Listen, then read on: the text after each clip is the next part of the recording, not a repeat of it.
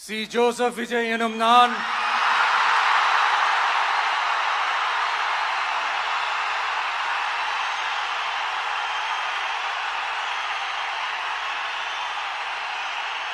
சட்டப்படி அமைக்கப்பெற்ற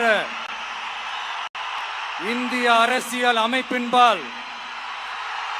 உண்மையான நம்பிக்கையும் மாறா பற்றும் கொண்டிருப்பேன் என்றும் இந்திய நாட்டின் ஒப்பில்லாத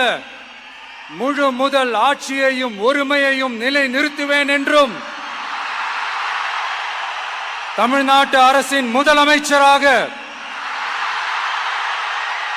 உண்மையாகவும் உளச்சான்றின்படியும்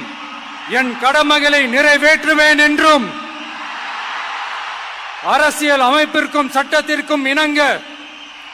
அச்சமும் ஒருதலை சார்பும் இன்றி விருப்பு வெறுப்பை விலக்கி பலதரப்பட்ட மக்கள் அனைவருக்கும் நேர்மையானதை செய்வேன் என்றும் ஆண்டவன் மீது ஆணையிட்டு உறுதிமொழிகிறேன்.